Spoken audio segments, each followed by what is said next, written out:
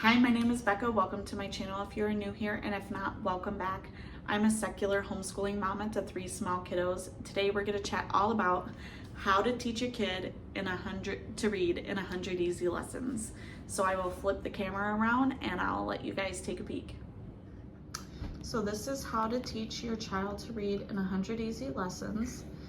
Like I said, this is a very affordable option. We got this off of Amazon. I will link it down below, but if you check Facebook Marketplace or other places that sell used books, I found them really affordable that way too.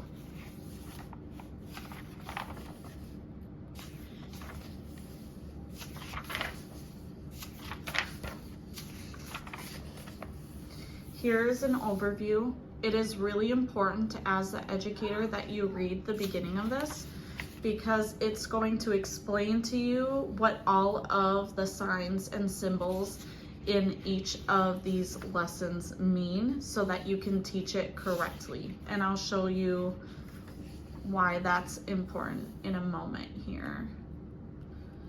We've got the practice guide. Now on page 14 and 15, I would have these bookmarks so that you can constantly go back and review it, but it teaches you the different symbols for the words and what sounds you're supposed to do. Like, for example, we've got the symbol down here, and that anytime you see that, you have to go A, like 8. Okay, and then it tells you which lesson it goes on. Or O for over.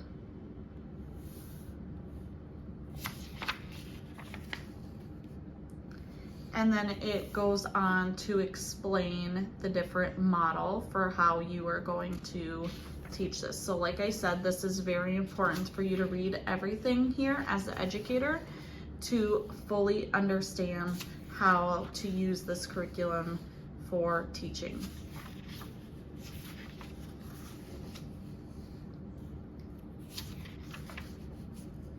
Okay, so for lesson 1, everything in pink is what you're going to actually say to your child. Anything in black is something that you read yourself. So I know that there are some parents that do not review this beforehand. I did. Just so that I knew what I was doing before going into the lesson with my child. But it says, I'm going to touch under this sound and say the sound. Touch under the first ball of the area and move quickly to the ball under the M and hold for 3 seconds. Your turn to say the sound when I touch underneath it. So then you would go over here, and the child would go, and then you move your finger. This is teaching a child how to learn how to read from left to right, and how you need to stop and do the sound because it's a long sound, and then to continue to move your finger across.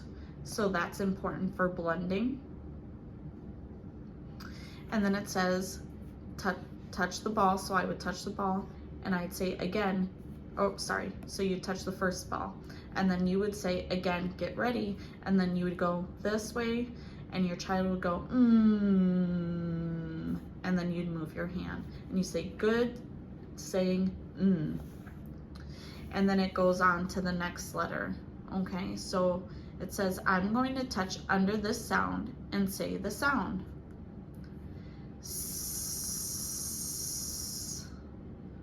Your turn to say the sound when I touch underneath it. And then you'd go back, touch it, and move again.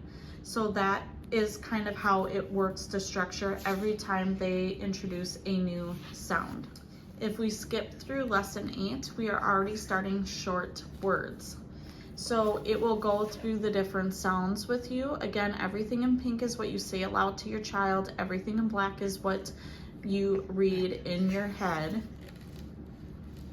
And this one you're starting with mat. So the child would go here and go mat. and then you would say it fast, mat.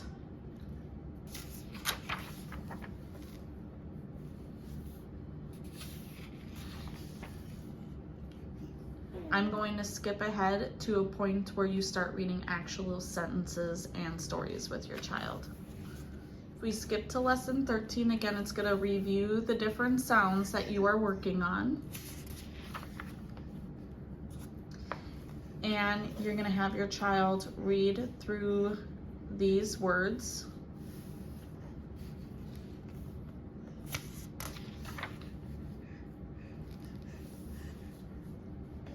And then you would read this sentence, see me eat. Now, one of the reasons why I review the lesson in advance is because they do have these pictures, and it says for all lessons, cover the picture until you are ready to begin picture comprehension task. So I would flip through the lesson. If there was a picture, I would cover it up with Post-it notes. So that way the child isn't looking at the picture for any clues. They would read the sentence, and then you would take the Post-it off, and then the child would have to explain to you what they saw in the picture. And so this really does help for comprehension. Now, if we skip forward to 52, this is around the time where things get a little more, a little longer. So again, you review sounds, you read words, more sounds, and stories start to become a full page in length. So for us, at least, we would take a piece of paper and cover this part because this was very overwhelming for my son. So we would cover this up and we would bring the paper down row by row as he read it. And this picture, of course, would have been covered so that he wasn't looking at this before he read the story. So he would read the story, and then it has questions for you to go through to help with picture comprehension. So what will you see in the picture? Look at the picture and get ready to answer some questions. Is this a goat on the log? Yes, that log is hollow. Did you ever see a hollow log? Did you ever see an animal go into a hollow log? Who's on the log? So it helps with connecting what you read with the picture.